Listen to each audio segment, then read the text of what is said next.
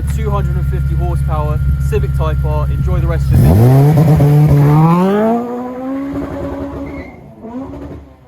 Alright, so we're going to do a quick walk around. It's obviously a 2005 car. It's not brand new.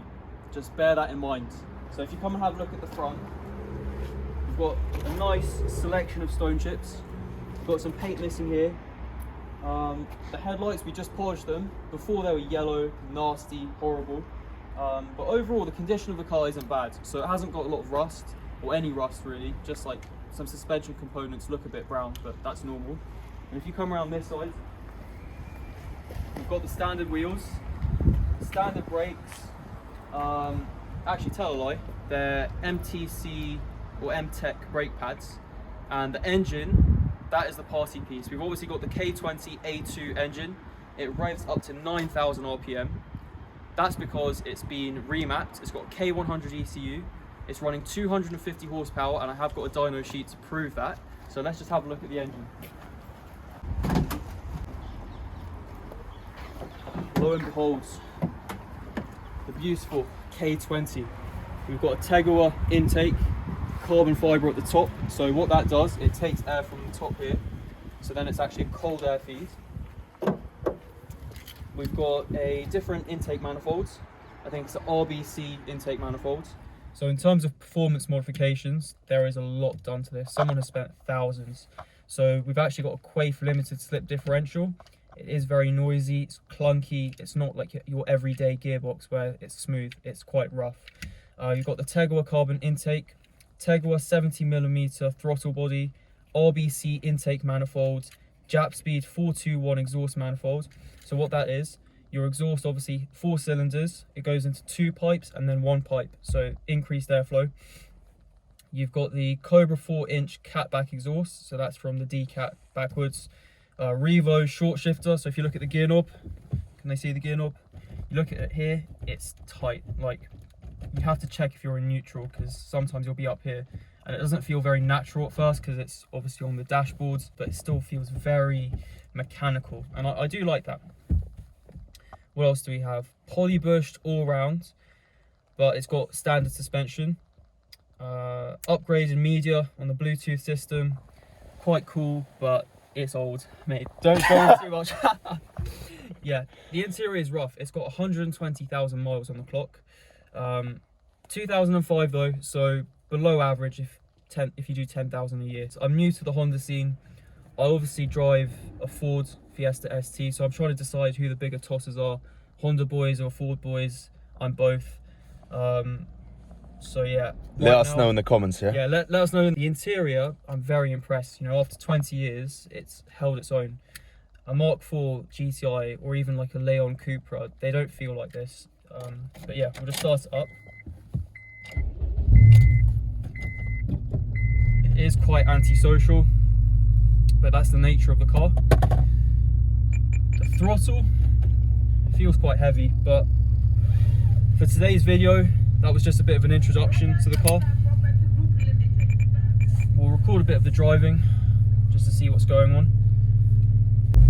So the clutch on this doesn't feel standard, it's very easy to stall. Probably not going to hit VTEC just yet, letting the car warm up.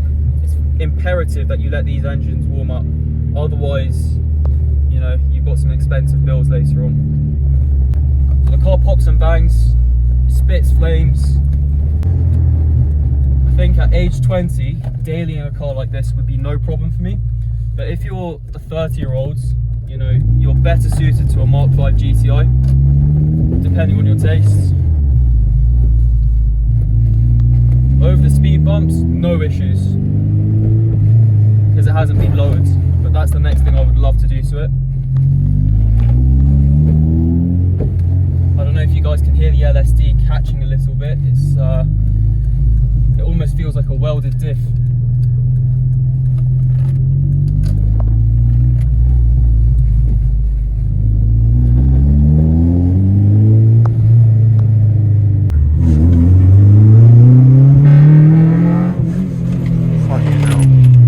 Did you hear VTEC? Yeah, what was that? Jesus, yeah, that was nice. The cam profile is changing.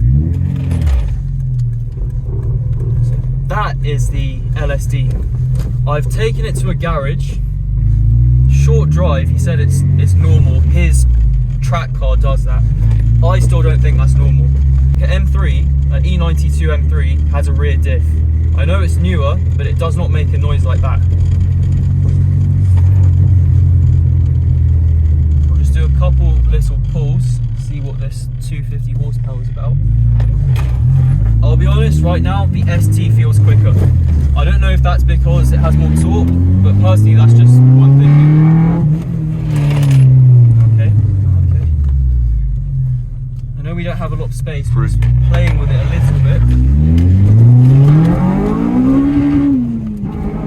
Okay, fucking hell.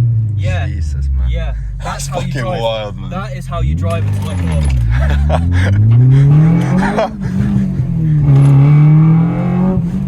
Okay, so the style that you have to drive, show my face, man. Yeah, I see your face, man. The style you have to drive this car in is different to the ST. You have to take it by the scruff of the neck and it pulls you around. Wow. Okay. Man, I love this car. That's wild. I love this car. That's really strange. Let's put the window down. Yeah, Let's see go on. what it says. That is strange, man.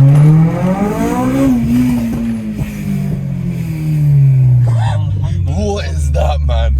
Shit. Wow. Wow, what? That is weird, man. Man, That is love strange. That is strange. This car. Wow. Yeah, so with this car, you can't really, a rolling launch isn't as effective as just having it in first gear, putting your foot down, and then rolling from there. Was that a learner or what? Huh? Is that a learner? What is that? I don't know, man. Let's see. This is the pops.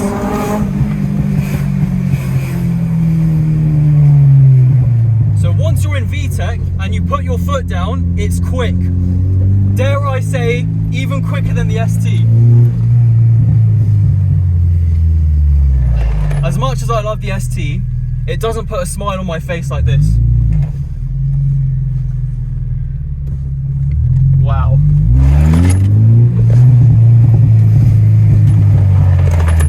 I think you might have to sell your 430, you know? Yeah, man.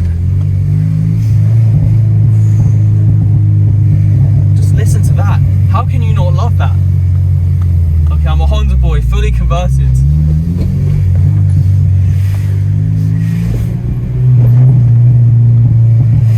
We'll just extend the drive a little bit because I think it's definitely worth it. Fuck. That's gorgeous. That is gorgeous.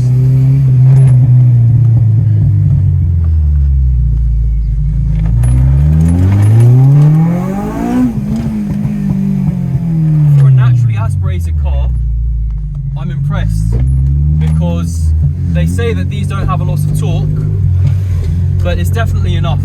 It's enough torque. You know, maybe at higher speeds on the motorway, different story, but from what I'm judging, just your little town runabout, it's fine. It's more than fine. It's amazing. I love this car already, just on this short drive. We've got a 6-speed manual gearbox. I talked about the short shifter. It's serious. So the LSD, it does pull your arms about like this. It's torque steer, but with the LSD it's even more aggressive.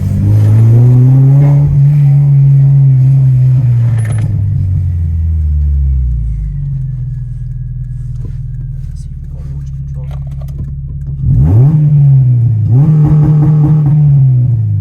Launch control, mate. Man, he's a filming like outside or something. Oh, so okay, we'll get to another road.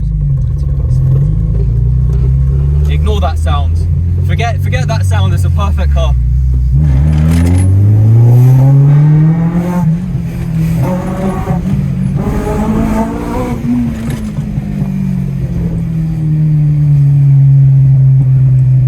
I have to say sorry. It's so antisocial. Shit, man. Man, amazing, amazing car. Absolutely amazing.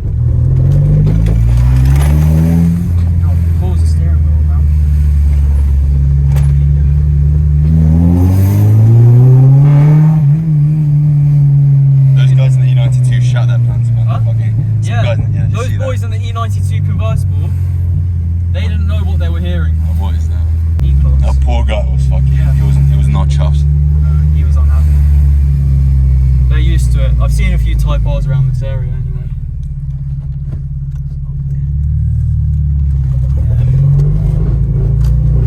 This is my type of car. As much as I love the Golf Rs, RS3s, you have to spend a huge amount of money for them to feel as quick as this does. And I know they do the numbers, they will be quicker, but they don't feel as quick, is what I'm trying to say. Just the engagement, what I'm feeling through this driver's seat.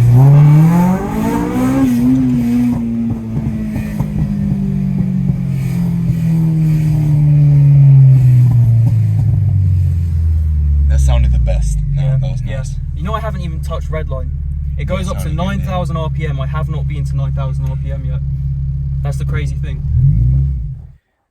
Okay, everyone, that's the end of the video. I want to thank anyone who stayed this long.